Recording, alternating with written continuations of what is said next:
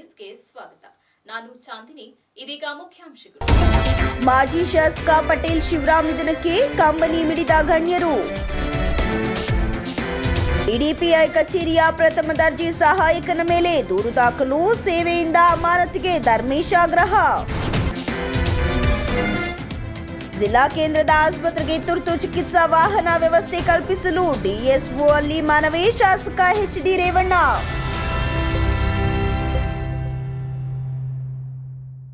ಸರಳರು, ಸಜ್ಜನರು ಹಾಗೂ ಕಳಂಕರಹಿತ ರಾಜಕಾರಣಿ, ವಿಧಾನ ಪರಿಷತ್ತು ಮಾಜಿ ಸದಸ್ಯ ಪಟೇಲ್ ಶಿವರಾಮ್ 72 ವರ್ಷ ಗುರುವಾರದಂದು ಬೆಳಗ್ಗೆ ನಿಧನರಾಗಿದ್ದು, ಅಂತಿಮ ದರ್ಶನವನ್ನ ಹಾಸನದ ಅವರ ನಿವಾಸದಲ್ಲಿ ಗಣ್ಯರು ಪಡೆದು ನಮನವನ್ನ ಸಲ್ಲಿಸಿ ಕಂಬನಿಯನ್ನ ಮಿಡಿದರು. ಹಲವಾರು ದಿವಸದಿಂದ ಅನಾರೋಗ್ಯದಿಂದ ಬಳಲುತ್ತಿದ್ದ ಪಟೇಲ್ ಶಿವರಾಮ್ ಹೌಸಿಂಗ್ ಬೋರ್ಡ್ನಲ್ಲಿರುವ ತಮ್ಮ ನಿವಾಸದಲ್ಲಿ ಕೊನೆಯುಸಿರನ್ನ ಎಳೆದಿದ್ದಾರೆ. ವಿಷಯ ತಿಳಿಯುತ್ತಿದ್ದಂತೆ ಅವರ ಕುಟುಂಬಸ್ಥರು ಹಾಗೂ ಅಭಿಮಾನಿಗಳು, ಸ್ನೇಹಿತರು ಮನೆ ಮುಂದೆ ಜಮಾಯಿಸಿದ್ರು. ಇನ್ನು ಮಾಜಿ ಪ್ರಧಾನಿ ಎಚ್.ಡಿ. ದೇವೇಗೌಡರು ಆಗಮಿಸಿ ಅಂತಿಮ ದರ್ಶನವನ್ನ ಪಡೆದು ಶರಣ ಮಾಡಿಕೊಂಡು ಕೆಲ ಸಮಯ ಆತ್ಮೀಯ ಸ್ನೇಹಿತನ ಪಾರ್ಥಿವ ಶರೀರದ ಮುಂದೆ ಕುಳಿತು ಕಣ್ಣೀರು ಹಾಕಿದ್ರು. ಇನ್ನು ಸಂಸದ ಶ್ರೇಯಸ್ ಎಂ ಪಟೇಲ್, ಶಾಸಕರಾದ H D. Revanna, H P. Swaroop, C N. Balakrishna, cement Manju, K M. Shivalingegowda, ಮಾಜಿ ಶಾಸಕ ಹಾಗೂ ಬಿಜೆಪಿ ಪ್ರಧಾನ ಕಾರ್ಯದರ್ಶಿ ಪ್ರೀತಂ ಜೇಗೌಡರು ಮತ್ತು ಬಿಜೆಪಿ ಜಿಲ್ಲಾಧ್ಯಕ್ಷ ಸಿದ್ದೇಶ್ ನಾಗೇಂದ್ರ, ಮಾಜಿ ಸಚಿವ ಬಿ. ಶಿವರಾಮ್, ಎಚ್.ಕೆ. ಕುಮಾರಸ್ವಾಮಿ ಇತ್ಯಾದಿ ಗಣ್ಯರು ಭಾಗಿಯಾಗಿದ್ದರು. ಕೊನೆಯಲ್ಲಿ ಮೃತರ ಸ್ವಗೃಹವಾದ ದೊಡ್ಡಗೇಣಿಗೆರೆಯ ಸ್ಥಳದಲ್ಲಿ ಅಂತ್ಯಕ್ರಿಯೆಯನ್ನು ನೆರವೇರಿಸಿದರು. ಈ ಸಂದರ್ಭದಲ್ಲಿ ಮಾಜಿ ಪ್ರಧಾನಿ ಎಚ್.ಡಿ. ದೇವೇಗೌಡರು ಮಾಧ್ಯಮದೊಂದಿಗೆ ಮಾತನಾಡಿ, ಇವತ್ತು ಬ್ರಾಹ್ಮಣ ಮುಹೂರ್ತದಲ್ಲಿ ನನ್ನ ಆತ್ಮೀಯ ಸ್ನೇಹಿತ ಪಟೇಲ್ ಶಿವರಾಮ್ ಶಿವೈಕ್ಯರಾಗಿದ್ದಾರೆ. 1984ರಲ್ಲಿ ಜಿಲ್ಲಾ ಪಂಚಾಯಿತಿಯಲ್ಲಿ ಸುಮಾರು 4 ವರ್ಷಗಳ ಕಾಲ ಅಧ್ಯಕ್ಷರಾಗಿ ಶ್ರೇಷ್ಠವಾದ ಆಡಳಿತ ನೀಡಿದ್ರು. ಪ್ರಾಮಾಣಿಕತೆ, ಸ್ವಚ್ಛವಾದ ಆಡಳಿತ ನೀಡಿದ್ರು. ಯಾರು ಏನೇ ಕಷ್ಟ ಅಂತ ಹೇಳಿದ್ರು ವಾಸ್ತವಾಂಶದಲ್ಲಿ ಅವರಿಗೆ ತಿಳಿಸ್ತಿದ್ರು. ಇದು ಆಗುತ್ತೆ, ಇದಾಗಲ್ಲ ಅಂತ ಹೇಳ್ತಿದ್ರು. ನೇರ ನುಡಿಗೆ ಹೆಸರಾದಂತಹ ವ್ಯಕ್ತಿ ನನ್ನ ರಾಜಕೀಯ ಜೀವನದಲ್ಲಿ ಯಾವುದೇ ಕಳಂಕಿತರಾಗದ ಒಬ್ಬ ಆತ್ಮೀಯ ಸ್ನೇಹಿತರಾಗಿದ್ದರು ಅಂತ ತಿಳಿಸಿದ್ರು. ಜಿಲ್ಲೆಯ ಜನತೆ, ರೈತರಿಗೆ,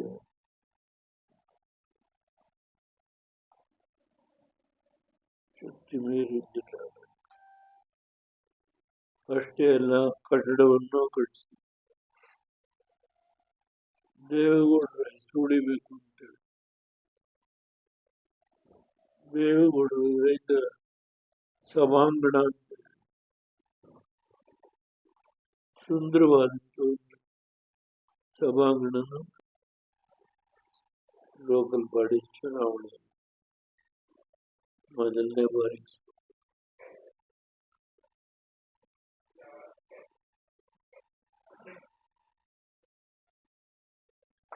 ನಾನು ಅದ್ರ ಬಗ್ಗೆ ವಿಶ್ಲೇಷಣೆ ಮಾಡಲ್ಲ. ಆದ್ರೆ ನಾವು ಅವನ್ನ ಕೈ ಬಿಡುವ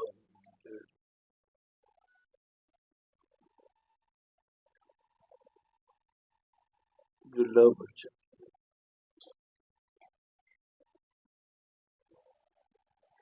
ಅವ್ರು ನಮ್ಮ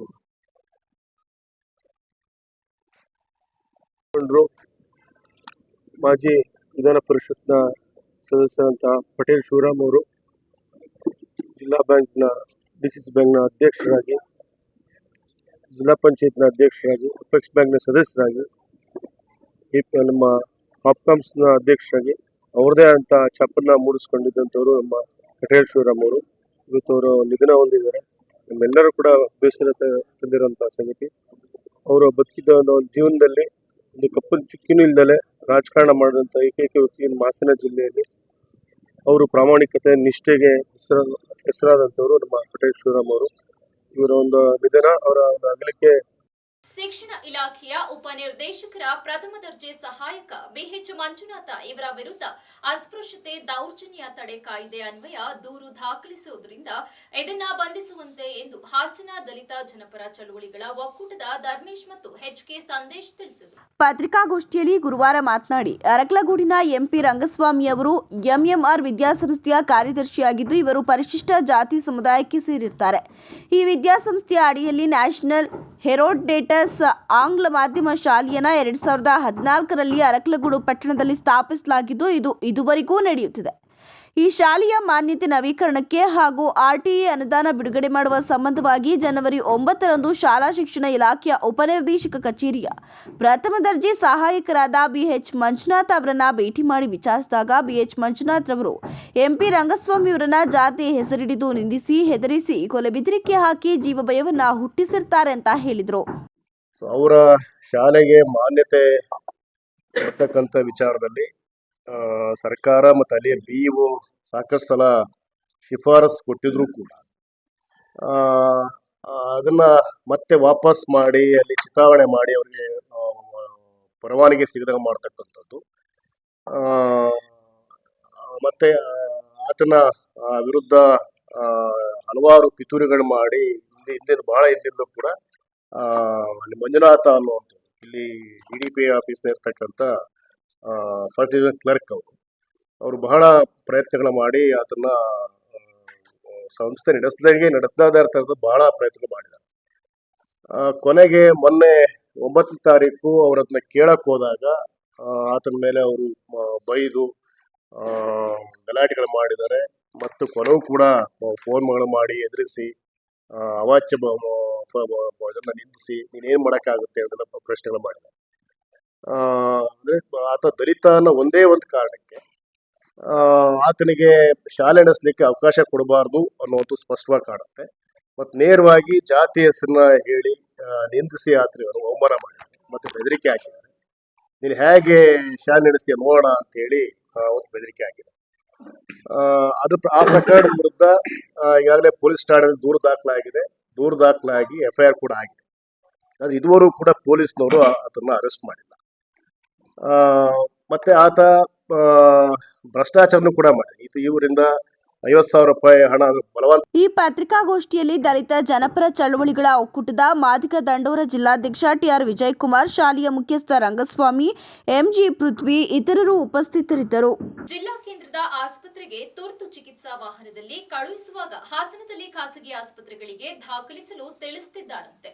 ಇದನ್ನ ತಡೆಹಿಡಿಯಲು ಅಗತ್ಯ ಕ್ರಮವನ್ನು ಕೈಗೊಳ್ಳುವಂತೆ DSO ಅವರಿಗೆ ತಿಳಿಸಿದ್ದೇನೆ ಎಂದು ಹೊಳೆನರಸೀಪುರದಲ್ಲಿ ಶಾಸಕ HT ರೇವಣ್ಣ ತಿಳಿಸಿದರು. ಪಟ್ಟಣದಲ್ಲಿ ಆಯೋಜಿಸಿದ್ದ ಸುದ್ದಿಗೋಷ್ಠಿಯಲ್ಲಿ ಮಾತನಾಡಿದರು. ಜಿಲ್ಲೆಯ ಸರ್ಕಾರಿ ಆಸ್ಪತ್ರೆಗಳಲ್ಲಿ 600 ನೌಕರರು ಗುತ್ತಿಗೆ ಆಧಾರದಲ್ಲಿ ಕೆಲಸ ಮಾಡ್ತಿದ್ದು ಅವರಿಗೆ 6 ತಿಂಗಳುಗಳಿಂದ ಸಂಬಳ ಕೊಟ್ಟಿಲ್ಲವಂತೆ. ಏನರ್ಥ ಇದು? ನಾ ಏಜೆಂಟರಿಗೆ ಇದರ ಬಗ್ಗೆ ಪ್ರಶ್ನಿಸಿದಾಗ ಸರ್ಕಾರದಿಂದ ಹಣ ಬಂದಿಲ್ಲ, ನಾ ಏನ್ ಮಾಡ್ಲಿ ಅಂತ ನೊಂದು ನುಡಿದ್ರು. ಆಗ ನಾನು ಅದೆಲ್ಲ ಗೊತ್ತಿಲ್ಲ, ಬಡ ಕೂಲಿ ಕಾರ್ಮಿಕರು ಹಣ ನೀಡುತ್ತಿದ್ರೆ ಹೊಟ್ಟೆಗೆ ಏನ್ ತಿಂತಾರೆ, ಅವರಿಗೆ ಮೊದಲು ಸಂಬಳ ಕೊಡುವ ವ್ಯವಸ್ಥೆ ಮಾಡಿ ಎಂದಿದ್ದೇನೆ ಅಂತ ಹೇಳಿದ್ರು. 26 ಕೋಟಿ ರೂಪಾಯಿ ವೆಚ್ಚದಲ್ಲಿ ಹಂಗರಹಳ್ಳಿ ಮೇಲ್ಸೇತುವೆ ಪಕ್ಕದಲ್ಲಿ ಇನ್ನೊಂದು ಫ್ಲೈಓವರ್ ಮಾಡಲಾಗುತ್ತೆ. ಅದೇ ರೀತಿ ಬೇಲೂರಿನಿಂದ ಬಿಳಿಕೆರೆ ತನಕ 2,000 ಕೋಟಿ ರೂಪಾಯಿ ವೆಚ್ಚದಲ್ಲಿ ರಸ್ತೆ ಮಾಡಲಾಗುತ್ತೆ. ಇನ್ನೊಂದು ಬದಿಯಲ್ಲಿ ರೈಲ್ವೆ ಪ್ಲಾಟ್ಫಾರ್ಮ್ ಮಾಡಲು ಭೂಸ್ವಾಧೀನ ಪಡಿಸಿಕೊಳ್ಳುವಿಕೆ ಪ್ರಾರಂಭವಾಗುತ್ತೆ ಅಂತ ಹೇಳಿದರು. ಪಟ್ಟಣದ ರೈಲ್ವೆ ಅಂಡರ್ಪಾಸ್ ಸಮೀಪದಿಂದ ಕನಕಭವನ ತನಕ 29 ಕೋಟಿ ರೂಪಾಯಿ ವೆಚ್ಚದಲ್ಲಿ ರಸ್ತೆ ಕಾಮಗಾರಿ 4-5 ದಿನದಲ್ಲಿ ಪ್ರಾರಂಭ ಮಾಡಲಾಗುತ್ತೆ ಅಂತ ತಿಳಿಸಿದರು. 3 ಕಿಲೋಮೀಟರ್ ಒಳಗಡೆ ನ್ಯಾಯಬೆಲೆಗಳು ಕೆಲವು ಸ್ವಲ್ಪ ಪಾಯಿಂಟ್ ಇದ್ದರೆ ಮಾಡಬೇಕಾಗಿದೆ. ಆದರೂ ಸಹ ನಾನು ಈಗ ಕೆಲವು ಕಡೆ ಬರೋದೇ ಇಲ್ಲ, 50 ಕಾರ್ಡು 40 ಕಾರ್ಡು 60 ಕಾರ್ಡು ಇರ್ತದೆ. ಮಾನವೀಯತೆ ದೃಷ್ಟಿಯಿಂದ ಅವ್ರಿಗೆ ಏನಾಗಿದೆ, ನ್ಯಾಯಬೆಲೆ ಅಂಗಡಿಗಳು ಒಂದು ಸ್ವಲ್ಪ ಪಾಯಿಂಟ್ ಮಾಡಿದರೆ 3,000 ರೂಪಾಯಿ ನಮಗೆ ತಿಂಗಳು ಅಲ್ಲಿ ಬಾಡಿಗೆ ಹಿಡಿಯೋ ಕೊಡೋದು ಮತ್ತು ಅಲ್ಲಿ ಇಳಿಸೋದು ಮಾಡೋದೆಲ್ಲ ಮಾಡಬೇಕಾಗಿದೆ ಅಂತವರು. ಆದರೂ ನೋಡೋಣ ಟ್ರೈನ್ ಆಗೋದು 3 ತಿಂಗಳು ನೋಡ್ರೆ ಏನಾಗುತ್ತೆ, ಎಷ್ಟು ಖರ್ಚು ಬರುತ್ತೆ ನಮ್ಗೆ ಅದು ತಿಳ್ಕೊಳ್ತೀನಿ ಹೇಳಿ. ಮತ್ತು ಅದು ಹೆಂಗೈತೆ ಅಂದರೆ ಸುಮಾರು 12 ಸಬ್ ಪಾಯಿಂಟ್ ಮಾಡೋದಕ್ಕೆ ಇವತ್ತೊಂದು ಎಲ್ಲ ಮಾಡಿದ್ವಿ. ಇನ್ನೊಂದು 50 ಸೂರ್ಯನದೊಂದು ಹಳೆ ಇದು ಕುಂಚವ ಸೈಡ್ ದೊಡ್ಡ ಕುಂಚ ಕೊಟ್ಟಿದ್ದು 2 ಇವತ್ತು ಉದ್ಘಾಟನೆ ಮಾಡ್ತಾಯಿದ್ವಿ. ಇವಾಗೆಲ್ಲ ಒಂದು 15 ಜನಕ್ಕೆ ಕೊಡೋಣ ಅಂತ. ಇದು ಒಂದು. ಇನ್ನೊಂದು, ಜಿಲ್ಲೆಯಲ್ಲಿ ಸುಮಾರು 600 ಜನ ಈ ಕಾಂಟ್ರಾಕ್ಟಲ್ಲಿ ಆಸ್ಪತ್ರೆಯಲ್ಲಿ ಕೆಲಸ ಮಾಡ್ತಾರೆ. ಅಲ್ವೇ 6 ತಿಂಗಳಾದ್ರೂ ಅವ್ರಿಗೆ ಸಂಬಳ ಕೊಟ್ಟಿಲ್ಲ ಅಂದರೆ ಏನು ಹೇಳ್ತೀವಿ? 6 ತಿಂಗಳೈತೆ, 6 ತಿಂಗಳಾದ್ರೂ ಇವತ್ತುವರೆಗೆ ಅವ್ರಿಗೆ 1 ರೂಪಾಯಿ ಸಂಬಳ ಕೊಟ್ಟಿಲ್ಲ. ಅವನು ಏಜೆಂಟ್ ಕೇಳಿದ್ರೆ, ಸರ್ ನಮಗೆ ದುಡ್ಡೇ ಬಂದಿಲ್ಲ ಸರ್ 6 ತಿಂಗಳಿಂದ. ನಾನು ಹೇಳ್ತೇವೆ, ನೋಡಪ್ಪ ನಿಮ್ಗೆ ಏಜೆಂಟ್ ಏನಾದ್ರು ಮಾಡ್ತಾರೆ, ನನಗೆ ಸಂಬಂಧ ಇಲ್ಲ. ಅವ್ರು ದಿನ ಹೊಟ್ಟೆ ಬರೋ ಕೂಲಿ ಮಾಡೋಕ್ಕೆ ತಾನೇ ಬಂದಿರೋದಿಲ್ಲ. ಅವ್ರು ದುಡ್ಡು ಕೊಟ್ಬಿಡಿ ಅಂತ ಹೇಳಿ ಮೊನ್ನೆ ಹೇಳಿದ್ದೀನಿ. ಮತ್ತು ಇನ್ನೊಂದು, ಈ ಹಾಸ್ಪಿಟ್ಲಲ್ಲಿ ಕೆಲವು ಒಳ್ಳೆ ಕಡೆ ಹಾಸ್ಪಿಟ್ಲು, ಕೆಲವು ಭಾರಿ ಜನಕ್ಕೆ ಉಳಿತವೆ. ನಾನು ಕೊಟ್ಟರೆ ಡಾಕ್ಟ್ರಿಗೆ ಹೇಳಿದ್ದೀನಿ, DHO ಹೇಳಿದ್ದೀನಿ, ಯಾವುದೇ ಕಾರಣದಿಂದ ಬಂದಂಥ ಎಷ್ಟೇ ಇದರಿಂದ ಬರಲಿ, ನಿಮ್ಮ ಕೈಲಾದಷ್ಟು ಇದು ಮಾಡಿ.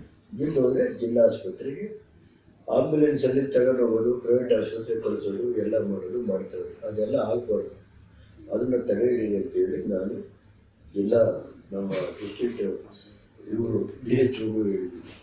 ಈ ಸಂಬಳ 6 ತಿಂಗಳು ಅವ್ರು ಕೊಡಬೇಕು. ಈ ನ್ಯಾಯಬೆಲೆ ಅಂತಿದ್ರೆ ಸ್ವಲ್ಪ ಆಯಿತು ನೋಡೋಣ, ಅವರಿಗೆ 3,000 ರೂಪಾಯಿ ಬರುತ್ತೆ ಒಂದು ಇದಕ್ಕೆ ಅಂತಾರೆ. ಅದು ನೋಡ್ಕೊಂಡು ಏನು ಮಾಡೋದು ಅಂತ ಆಮೇಲೆ ಇಲಾಖೆ ಅಧಿಕಾರಿಗಳ ಜೊತೆ ನಾನು ಚರ್ಚೆ ಮಾಡ್ತೀನಿ. ಇನ್ನು ಒಳಸಿಪುರದ್ದು ಇನ್ನೇನಿದೆ, ಈಗಾಗಲೇ ಕುಮಾರಣ್ಣ ಜಗದೀಶ್ ಶ್ರೀ ಪುಷ್ಪಗಿರಿ ವೇರ್ ಹೌಸ್ ಮಾಲೀಕರು ಕೆಐಎಡಿಬಿ ಹಾಸನ ಹೊಳೆನರಸೀಪುರ ಮುಖ್ಯ ರಸ್ತೆ ಇದರ ವಿಷಯವಾಗಿ ಶಾಸಕ HT ರೇವಣ್ಣ ಹೊಳೆನರಸೀಪುರ ಕ್ಷೇತ್ರ ಇವರು ಪದೇ ಪದೇ ಪತ್ರಿಕಾಗೋಷ್ಠಿಯಲ್ಲಿ ಸುಳ್ಳು ಮಾಹಿತಿಯನ್ನ ಗೊಂದಲ ಸೃಷ್ಟಿ ಮಾಡ್ತಾ ಇರೋದಾಗಿ ಮಾರಗೌಡನಹಳ್ಳಿ ಮಾಯಣ್ಣ ಆರೋಪ. ಪತ್ರಿಕಾಗೋಷ್ಠಿಯಲ್ಲಿ ಗುರುವಾರ ಮಾತನಾಡಿ 2013ರಲ್ಲಿ ರಾಜ್ಯ ಮಟ್ಟದ ಹಂಚಿಕೆ ಸಮಿತಿಯಲ್ಲಿ ಜಗದೀಶ ಶ್ರೀ ಪುಷ್ಪಗಿರಿ ವೇರ್ ಹೌಸ್ ಮಾಲೀಕರಾದ ನನ್ನ ಹೆಸರಿಗೆ ಹಂಚಿಕೆಯಾಗಿ ಲೀಸ್ ಕಮ್ ಸೇಲ್ ಆಗಿ ಕರಾರು ಆಗಿರುತ್ತೆ. ತದನಂತರ ನಮ್ಮ ಮೇಲಿನ ವೈಯಕ್ತಿಕ ದ್ವೇಷ ಮತ್ತು ರಾಜಕೀಯ ಉದ್ದೇಶದಿಂದ ಮಾನ್ಯ ಶಾಸಕರಾದ HT ರೇವಣ್ಣರವರು ಈ ಹಂಚಿಕೆ ಪತ್ರವನ್ನು ತಾತ್ಕಾಲಿಕ ತಡೆ ಹಿಡಿಯುತ್ತಾರೆ. ನಂತರ ನಾನು ಉಚ್ಚ ನ್ಯಾಯಾಲಯದಲ್ಲಿ ತಾತ್ಕಾಲಿಕ ತಡೆಯನ್ನು ರದ್ದುಪಡಿಸುವಂತೆ ದಾವೆ ಹೂಡಿದ್ದು 2023 ಜನವರಿ 31ರಂದು ನ್ಯಾಯಾಲಯವು ಹಂಚಿಕೆ ಕ್ರಮವು ಸರಿಯಾಗಿದೆ ಅಂತ ರಾಜ್ಯ ಉಚ್ಚ ನ್ಯಾಯಾಲಯವು ಆದೇಶಿಸುತ್ತೆ. ನಂತರ ಕಟ್ಟಡ ನಿರ್ಮಿಸಲು ಮತ್ತು ಕಾಮಗಾರಿ ಪ್ರಾರಂಭಿಸಲು ಕೆಐಎಡಿಬಿಯಿಂದ ನಕ್ಷೆ ಮತ್ತು ಪರವಾನಗಿಯನ್ನು 2024ರ ಏಪ್ರಿಲ್ ಒಳಗೆ ಕಟ್ಟಡ ನಿರ್ಮಿಸಿ ಯೋಜನೆಯನ್ನು ಅನುಷ್ಠಾನಗೊಳಿಸಲು ಸೂಚಿಸುತ್ತಾರೆ ಅಂತ ಗಂಭೀರವಾಗಿ ಆರೋಪಿಸಿದರು. ಹೊಳೆನರಸೀಪುರದ MLA ರೇವಣ್ಣ ಸಾಹೇಬರು ನಮ್ಮ ಮೇಲೆ ಹಲವಾರು ಆರೋಪಗಳನ್ನ ಮಾಡ್ತಾ ಇದ್ರು. ನಾವು ಸುಮ್ಮನಿದ್ದು. ಅವ್ರ ದೊಡ್ಡವರು, ಹಿರಿಯರು, ಮಾಜಿ ಮಂತ್ರಿಗಳು, 6 ಬಾರಿ MLA ಆಗಿರೋರು, ನಾವು ಯಾಕೆ ಅವ್ರ ವಿರುದ್ಧ ಮಾತಾಡಬೇಕು ಅನ್ನೋ ದೃಷ್ಟಿಲಿ ನಾವು ಸುಮ್ಮನಿದ್ದು.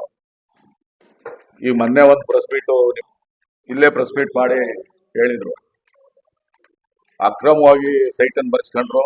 ನಾಗರಹೊಳೆ ಸರ್ವೆ ನಂಬರ್ 54ರಲ್ಲಿ KIDBದ ರೈತರಿಗೆಲ್ಲ 1 ಗುಂಟೆ ಜಮೀನಿಲ್ಲ. ಅಲ್ಲಿ ರೈತರಿಗೆ ಅನ್ಯಾಯ ಮಾಡಿ ಸರ್ಕಾರದಿಂದ 500 ಜನ ಸೆಕ್ಯೂರಿಟಿ ಹಾಕೊಂಡು ಜಮೀನು ಸೈಟನ್ನು ಹ್ಯಾಂಡ್ ಓವರ್ ತಗೊಂಡ್ರು. DYSP ಲೆವೆಲರೇ 5 ಜನ ಇದ್ರು, ಸರ್ಕಲ್ ಇನ್ಸ್ಪೆಕ್ಟ್ರು 10 ಜನ ಇದ್ರು, 400ರಿಂದ 500 ಜನ ಸ್ಟಾಫ್ ಇತ್ತು. ಅದೆಲ್ಲ ಅಕ್ರಮ ನಡೆದೈತೆ ಅಂತ ಹೇಳಿದ್ರು ಮೊನ್ನೆ.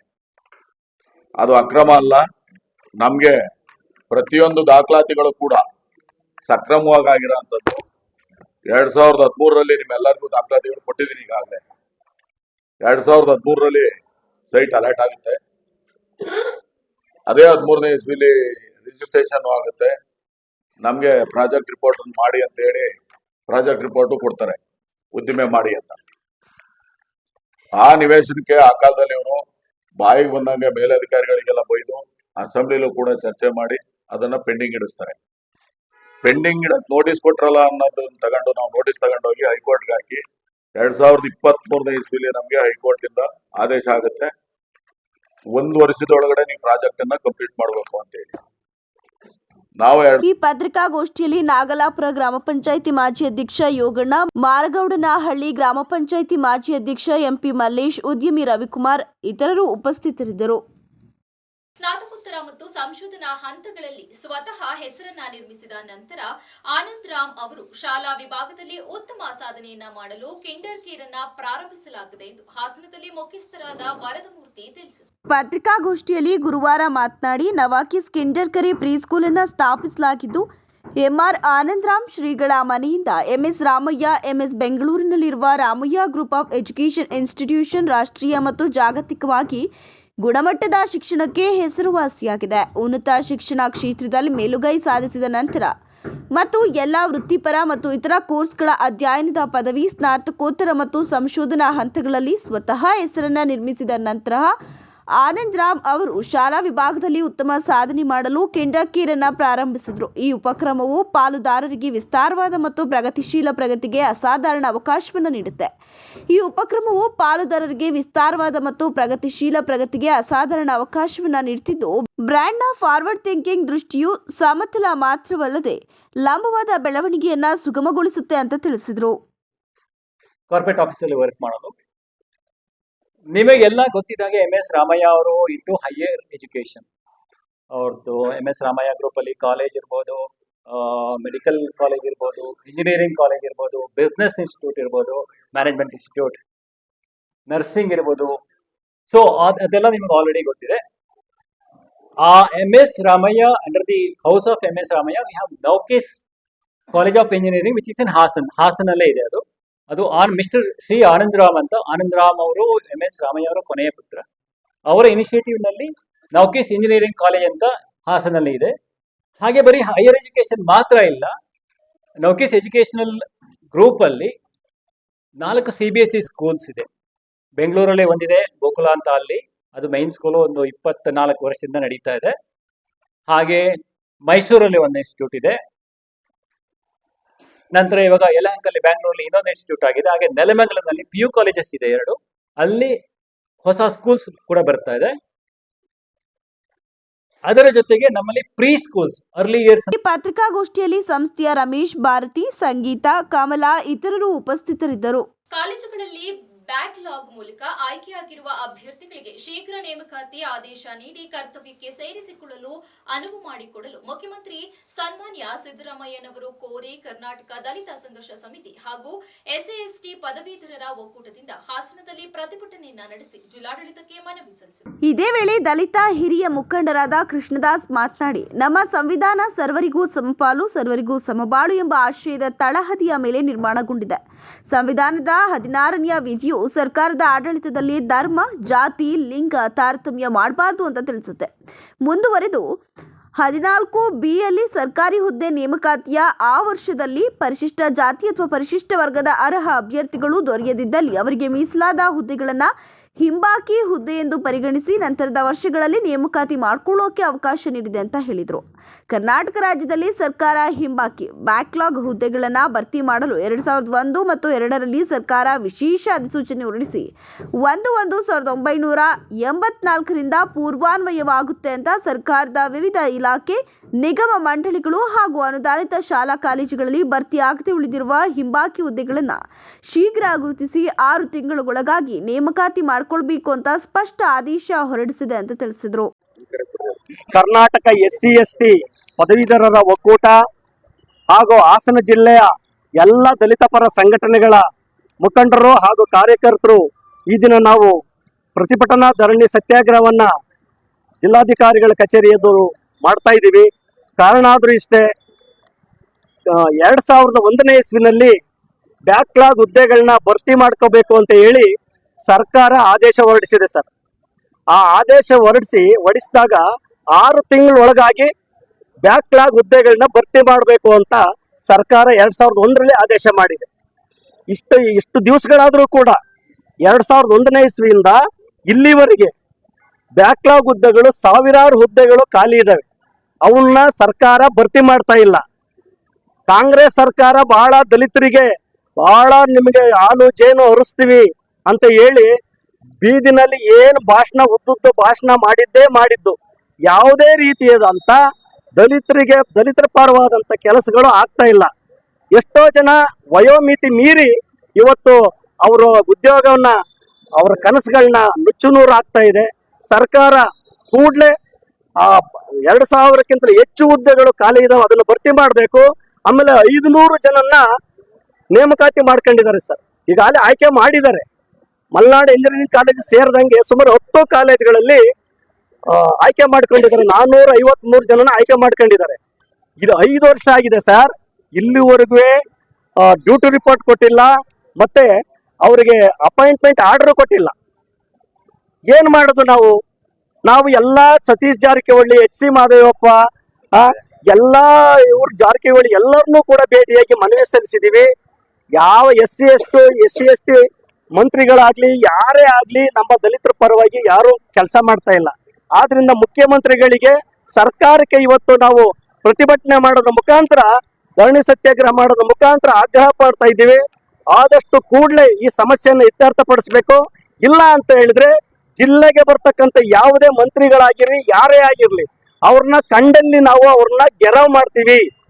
ಸರ್ಕಾರದ ವಿರುದ್ಧ ನಿರಂತರವಾದ ಹೋರಾಟ. ಈ ಪ್ರತಿಭಟನೆಯಲ್ಲಿ ಕರ್ನಾಟಕ ದಲಿತ ಸಂಘರ್ಷ ಸಮಿತಿ ಹಾಗೂ SC/ST ಪದವೀಧರರ ಒಕ್ಕೂಟದ ಆರ್ ಮರಿಜೋಸೆಫ್, ಜಾಯ್ಬೀಮ್ ಬ್ರಿಗೇಡ್ ಜಿಲ್ಲಾಧ್ಯಕ್ಷ ರಾಜೇಶ್, ತೊಟೀಶ್ ನಿಟ್ಟೂರು, ವೀರರಾಜು, ವಿಆರ್ ಪ್ರಕಾಶ್, ರಂಗಸ್ವಾಮಿ ಇತರರು ಭಾಗವಹಿಸಿದ್ದರು. ಅರಸೀಕೆರೆ ನಗರದ ಹೊಯ್ಸಳ ನಗರ ವಾರ್ಡ್ ನಂಬರ್ 22ರಲ್ಲಿ ನಗರಸಭೆ ಸದಸ್ಯ ಆರ್ ಕಾಂತೇಶ್ ಕಾನೂನನ್ನ ಗಾಳಿಗೆ ತೂರಿ CA ಸೈಟುಗಳನ್ನ ನಗರಸಭೆಗೆ ವಂಚಿಸಿದ್ದು, ಈ ಹಗರಣವನ್ನ ಲೋಕಾಯುಕ್ತಕ್ಕೆ ದೂರು ಸಲ್ಲಿಸುವುದಾಗಿ ಹಾಸನದಲ್ಲಿ JDS ಮುಖಂಡ AM ಆನಂದ್ ಎಚ್ಚರಿಸಿದರು. ಪತ್ರಿಕಾಗೋಷ್ಠಿಯಲ್ಲಿ ಗುರುವಾರ ಮಾತನಾಡಿ, JDSನಿಂದ ಗೆದ್ದು ಈಗ ಕಾಂಗ್ರೆಸ್ ಪಕ್ಷದಲ್ಲಿ ಸುಖ ಪಡೆಯುತ್ತಿರುವ ಆರ್ ಕಾಂತೇಶ್ ರವರು ತಮ್ಮ ಸಹೋದರಿ ಹಾಗೂ ಇತರರಿಗೆ ನಗರಸಭೆಯ CA ಜಾಗವನ್ನ ಕಾನೂನನ್ನ ಗಾಳಿಗೆ ತೂರಿ ತನ್ನ ಪ್ರಭಾವ ಬೀರಿ ಖಾತೆ ಮಾಡಿಸಿ ಸುಮಾರು 1.5 ಕೋಟಿಗೂ ಹೆಚ್ಚು ಬೆಲೆ ಬಾಳುವ CA ಜಾಗವನ್ನ ನಗರಸಭೆಗೆ ವಂಚಿಸಿ ಹಣ ಗಳಿಸಿರೋದಾಗಿ ಆದಿ ಬೀದಿಗಳಲ್ಲಿ ಸಾರ್ವಜನಿಕರು ಮಾತನಾಡ್ಕೊಳ್ತಿದ್ದಾರೆ ಅಂತ ದೂರಿದ್ರು. ಇದೇ CA ಜಾಗದಲ್ಲಿ ಮಾನ್ಯ ಶಾಸಕರಾದ ಶ್ರೀ KM ಶಿವಲಿಂಗೇಗೌಡರು ಹಾಗೂ ಇದೇ ವಾರ್ಡ್ನ ಹಿಂದಿನ ಪುರಸಭೆ ಸದಸ್ಯರಾದ ರಮೇಶ್ ಇವರುಗಳು ಸೇರಿ ಇದೇ CA ಜಾಗದಲ್ಲಿ ಮಾನ್ಯ ಶಾಸಕರು KM ಶಿವಲಿಂಗೇಗೌಡರವರು ಗಣಪತಿ ದೇವಸ್ಥಾನ ಕಟ್ಟಲು ಗುದ್ದಲಿ ಪೂಜೆ ಮಾಡಿದ್ರು. ಈ ಗುದ್ದಲಿ ಪೂಜೆಗೆ ಇದೇ ವಾರ್ಡಿನ ಸ್ಥಳೀಯರು ಇನ್ನೂ ಜೀವಂತವಾಗಿದ್ದಾರೆ. ಇವರ ಸಮ್ಮುಖದಲ್ಲಿ ಗುದ್ದಲಿ ಪೂಜೆ ಮಾಡಿದ್ದಾರೆ. ಮಾನ್ಯ ಶಾಸಕರು KM ಶಿವಲಿಂಗೇಗೌಡರವರು ಗುದ್ದಲಿ ಪೂಜೆ ಮಾಡಿದ CA ಜಾಗವನ್ನೇ ಒಬ್ಬ ಅಮಾಯಕ ಗಂಡ ಸತ್ತಿರುವ ವಿಧವೆ ಮಹಿಳೆಗೆ ವಂಚಿಸಿದ್ದಾರೆ ಅಂತ ಆರೋಪಿಸಿದರು. ಏನಂದ್ರೆ ಅರಸೀಕೆರೆ ನಗರದಲ್ಲಿ ಹೊಯ್ಸಳ ನಗರ ಅದರಲ್ಲಿ 4 CA ಜಾಗವನ್ನು ಅಕ್ರಮವಾಗಿ ಇದು ಒಬ್ಬ ನಗರಸಭಾ ಸದಸ್ಯರಾದಂತ ಕಾಂತೇಶ್ ರವರು, ಮಾಜಿ ನಗರಸಭಾ ಸದಸ್ಯರು, ಮಾಜಿ ಅಧ್ಯಕ್ಷರು, ಹಾಲಿ ಸದಸ್ಯರು ಇವರುಗಳು ಸೇರಿ ಒಂದು 4 CA ಜಾಗವನ್ನು ಅಕ್ರಮವಾಗಿ ತಮ್ಮ ಸಹೋದರಿಗೆ ಹಾಗೂ ಇತರರಿಗೆ ಕೋಟ್ಯಾಂತರ ರೂಪಾಯಿ ಬೆಲೆ ಬಾಳುವ CA ಜಾಗವನ್ನು ಅಕ್ರಮವಾಗಿ ಮಾರಾಟ ಮಾಡಿರುತ್ತಾರೆ. ಈ ಹಿಂದೆ ಶಾಸಕರಾದ KM ಶಿವಲಿಂಗೇಗೌಡರು ಹಾಗೂ ರಮೇಶ್ ಬುದ್ಧವಂತ ಅಂತ ಕೌನ್ಸಿಲರು ಇವರುಗಳ ಕಾಲದಲ್ಲಿ ಆ ಜಾಗಕ್ಕೆ ಗುದ್ಲಿ ಪೂಜೆ ಮಾಡಿದಂತ ಮಾನ್ಯ ಶಾಸಕರು ಶಿವಲಿಂಗೇಗೌಡರು ದೇವಸ್ಥಾನ ಕಟ್ಟಕ್ಕೆ, ಗಣಪತಿ ದೇವಸ್ಥಾನ ಕಟ್ಟಕ್ಕೆ ಅದನ್ನ ಗುದ್ಲಿ ಪೂಜೆ ಮಾಡಿದ್ರು ಆ ಜಾಗನ. ಈಗ ಆ ಜಾಗನ ತನ್ನ ಪ್ರಭಾವ ಬೀರಿ ಕಾಂತೇಶ್ ರವರು ಹಾಗೂ ಇವರೆಲ್ಲ ಸೇರ್ಕಂಡು ಅವರ ಸಹೋದರಿಗೆ ಇದನ್ನ CA ಜಾಗ ಮಾಡಿ ಒಬ್ಬ ಅಮಾಯಕ ಗಂಡ ಸತ್ತಿರೋ ವಿಧವೆಗೆ ವಂಚಿಸಿ ಲಕ್ಷಾಂತರ ರೂಪಾಯಿಗೆ ಮಾರಾಟ ಮಾಡಿರುತ್ತಾರೆ. ಮತ್ತು ಇನ್ನೂ 3 ಸೈಟ್ ಅನ್ನು ಕೆಲವರಿಗೆ ಮಾರಾಟ ಮಾಡಿರುತ್ತಾರೆ. ಇದ್ರ ಬಗ್ಗೆ ನಮ್ದು ಹೋರಾಟ, ಸಾರ್ವಜನಿಕರ ಪರವಾಗಿ ನಾವು ಇದನ್ನ ಹೋರಾಟ ಮಾಡ್ತಿದ್ದೇವೆ. ಇದ್ರ ಬಗ್ಗೆ ನಾವು ಮಾನ್ಯ ಈ ಹಗರಣದ ಬಗ್ಗೆ ಮಾನ್ಯ ಆಯುಕ್ತರಿಗೆ 19/10/2024ರಲ್ಲಿ ಒಂದು ದೂರು ಕೊಟ್ಟಿದ್ದೆ. ನಗರಸಭೆ ಆಯುಕ್ತರು ಇದ್ರ ಬಗ್ಗೆ ನಾವು ಹೋಗ ಕಚೇರಿಯಲ್ಲಿ ಕೇಳಿದಾಗ ಅಧಿಕಾರಿಗಳು ಬರೀ ನಮಗೆ ತೋರಿಕೆ ಉತ್ತರ ಕೊಡ್ತಾ ಇದ್ದಾರೆ. ಇದ್ರ ಬಗ್ಗೆ ಏನು ನಮಗೆ ಕ್ರಮ ಕೈಗೊಂಡಿಲ್ಲ. ನಾವು ಇದು ದೂರು ಕೊಟ್ಟರು. ಹಾಗಾಗಿ ಇದ್ರ ಬಗ್ಗೆ ನಾವು ಒಂದು ಲೋಕಾಯುಕ್ತಕ್ಕೆ ಕೊಡಬೇಕು ಅಂತ ಹೇಳಿ ನಾವು ಮುಂದಿನ ಹೋರಾಟ ಮಾಡ್ಕೊಂಡು ಅರಸೀಕೆರೆ ನಗರಸಭೆಗೆ ಒಂದು ಉಗ್ರವಾದ ಹೋರಾಟ ಮಾಡಿ ಇದು ಲೋಕಾಯುಕ್ತಕ್ಕೆ ಕೊಡಬೇಕು ತನಿಖೆ. ಇದರಲ್ಲಿ ಯಾರು ತಪ್ಪಿತಸ್ಥರು ಇದ್ದಾರೆ, ಈ ತಪ್ಪಿತಸ್ಥರ ವಿರುದ್ಧ ಕ್ರಮ ಕೈಗೊಳ್ಳಬೇಕು ಅಂತ ಹೇಳಿ ನಮ್ದು ಆಗ್ರಹ.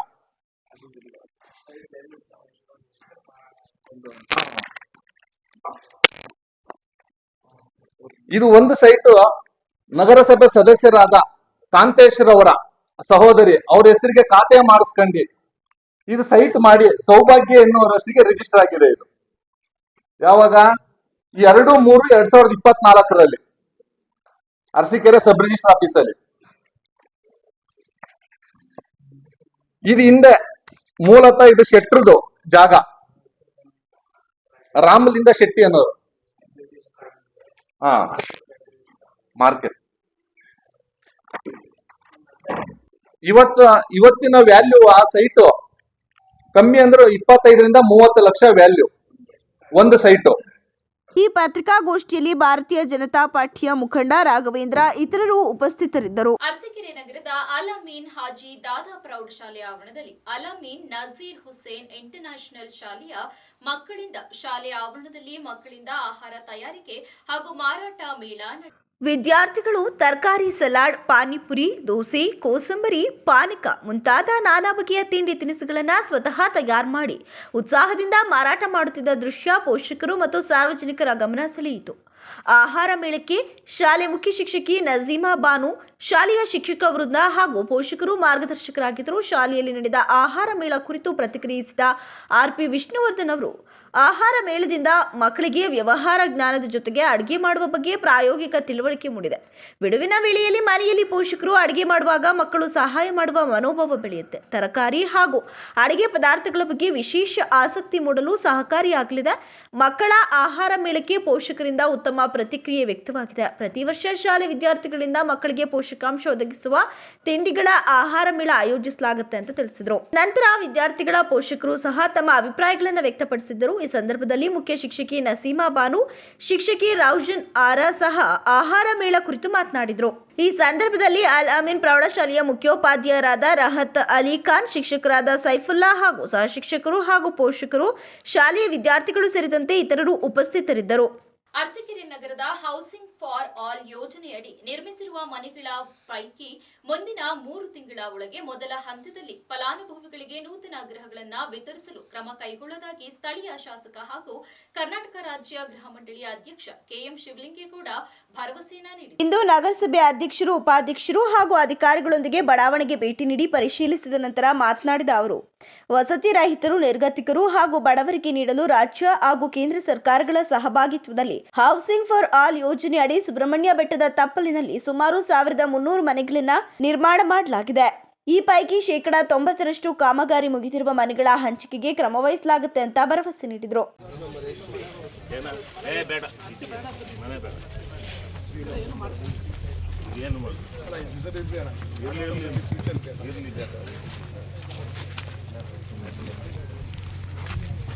ಕೊನೆಯಲ್ಲಿ ಮತ್ತೊಮ್ಮೆ ಮುಖ್ಯಾಂಶಗಳು. ಮಾಜಿ ಶಾಸಕ ಪಟೇಲ್ ಶಿವರಾಮ್ ನಿಧನಕ್ಕೆ ಕಂಬನಿ ಮಿಡಿದ ಗಣ್ಯರು. ಡಿಡಿಪಿಐ ಕಚೇರಿಯ ಪ್ರಥಮ ದರ್ಜೆ ಸಹಾಯಕನ ಮೇಲೆ ದೂರು ದಾಖಲು, ಸೇವೆಯಿಂದ ಅಮಾನತಿಗೆ ಧರ್ಮೇಶ್ ಆಗ್ರಹ. ಜಿಲ್ಲಾ ಕೇಂದ್ರದ ಆಸ್ಪತ್ರೆಗೆ ತುರ್ತು ಚಿಕಿತ್ಸಾ ವಾಹನ ವ್ಯವಸ್ಥೆ ಕಲ್ಪಿಸಲು ಡಿಎಸ್ಒ ಅಲ್ಲಿ ಮನವಿ, ಶಾಸಕ ಎಚ್ ಡಿ ರೇವಣ್ಣ.